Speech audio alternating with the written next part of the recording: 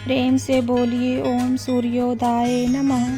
तो प्रिय भक्तजनों, आज आप लोग सुन रहे हैं सूर्यदेव की कथा। कहते हैं सूर्यदेव की आराधना करने से कुंडली के सभी दोष दूर हो जाते हैं। कुंडली में सूर्य मजबूत अवस्था में हो तो समाज में खूब मान सम्मान मिलता है और सुख समृद्धि की वृद्धि भी होती है। इसलिए सूर्यदेव की पूजा में इस कथा को पढ़ने का बहुत ही महत्व है। जैसे सोमवार का दिन भोलेनाथ को समर्पित किया जाता है और शनिवार को शनिदेव का दिन माना जाता है, ठीक उसी प्रकार रविवार का दिन सूर्यदेव को समर्पित किया जाता है।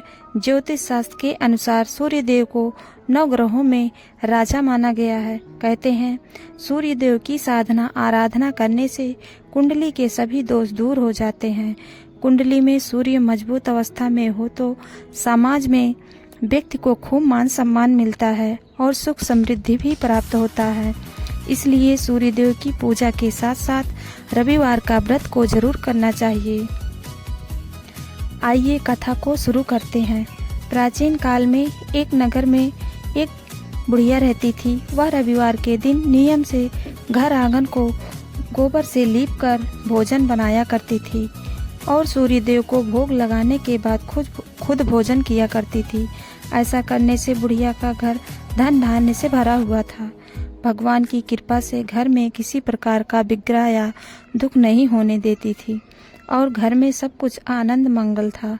इसी तरह कुछ दिन बीत जाने पर पड़ोसन जिसके गाय का गोबर लाया करती थी, वह मन में विचार करने लगी कि बुढ़िया मेरे गाय का गोबर हमेशा लेकर जाती है।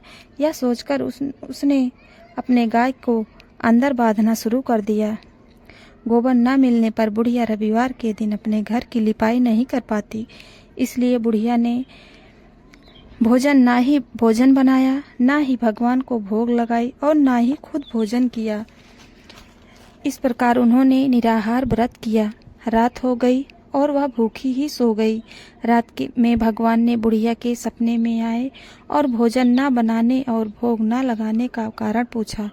बुढ़िया ने भगवान को बताया कि गोबर न मिलने के कारण भोजन नहीं बना सकी। तब भगवान ने कहा कि हे माता, हम तुमको ऐसी गाय देते हैं जिससे सभी इच्छाएं पूरी होती हैं, क्योंकि तुम हमेशा रविवार को गोबर से घर लीपती हो और भोजन बनाती हो, भोग लगाकर खुद भोजन करती हो। इससे मैं खुश होकर तुम्हें वरदान देता हूँ। सपने में जब भगवान का वरदान पाकर बुढ़िया की आंख खुली तो देखा कि आंगन में एक सुंदर गाय और बछड़ा बंधे हुए हैं।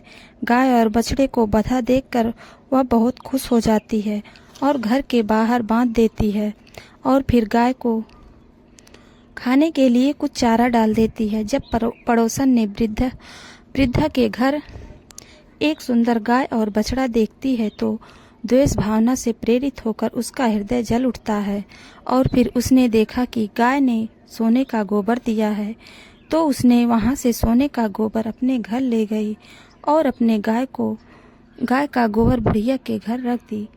वह ऐसा कार्य प्रतिदिन करती रही और सीधी साधी बुढ़िया को कानों कान तक भनक ना लगने दी। तब भगवान ने सोचे कि पड़ोसन की वजह से बुढ़िया ठगी जा रही है, तो उन्होंने शाम के समय अपनी माया की बहुत तेज से आंधी ला दी। आंधी की भय से बुढ़िया ने अपनी गाय को अंदर बांध दिया। जब सुबह गाय ने सोने का गोबर दिया तो बुढ़िया ने आश्चर्यचकित रह गई और फिर रोजाना अपनी गाय को अंदर बांधने लगी। उधर पड़ोसन ने देखा कि गौ घर के अंदर बांधने लगी है तो उसका सोने का गोबर उठाने की चाल में कामयाब नहीं हो पा रही थी। तो कुछ उपाय सोचकर पड़ोसन राजा के महल में जाकर सभा में बैठे राजा से सारी बात बता दी। उसने कहा कि मेरे पड़ोस में एक बुढ़िया के पास ऐसी गाय है जो आप जैसे राजाओं के योग्य है। वह गाय रोजाना सोने का गोबर देती है। आप सोने के गोबर का प्रजा का पालन करिए। बुढ़िया उस सोने को क्या करेगी? राजा ने यह बात सुनकर अपने सैनिकों को बुढ़िया के घर जाकर गाय लाने की आज्ञा दी। बुढ़िया सुबह ईश्वर का लगाकर भोजन ग्रहण करने जा रही थी, तभी राजा के सैनिकों ने गाय को खोल कर ले गए। यह देखकर बुढ़िया काफी रोई चिल्लाई, लेकिन कर्मचारी ने एक ना सुनी। उस दिन फिर बुढ़िया ने गाय के वियोग में भोजन ना कर सकी और ना भोग लगा सकी, और फिर रो रो कर गाय को भगवान से पुनः पाने की आग्रह कर रही थी। और वही दूसरी तरफ राजा गाय को देखकर बहुत प्रसन्न थे। और जैसे सुबह राजा ने सोकर उठा तो सारा महल गोबर से भरा दिखाई पड़ा। राजा यह देखकर घबराया। भगवान ने राजा को स्वप्न में कहा था, हे राजा, गाय बुढ़िया के पास लौटा दे, नहीं तो तुम्हारा कल्याण नहीं होगा। रविवार के व्रत से प्रसन्न होकर मैंने यह गाय बुढ़िया को दिया था। सुबह होते ही राजा ने बुढ़िया को बुलाकर बहुत सारे धन के साथ सम्मान सहित गाय और बछड़ा को वापस लौटा दिया। इसके साथ ही पड़ोसन को बुलाकर उचित दंड भी दिया। ऐसा करने से राजा के महल की गंदगी साफ हुई और उसी दिन राजा ने नगरवासियों को आदेश दे दिया कि अपनी सभी मनोकामनाओं की पूर्ति के लिए रविवार का व्रत रखें। तो दोस्तों, ये कथा कैसी लगी आप लोग कमेंट में ज़रूर बताइएगा, और कमेंट में ओम सूर्योदय नमः ज़रूर लिखिएगा। दोस्तों, अच्छा लगे तो एक लाइक ज़रूर कर दीजिएगा।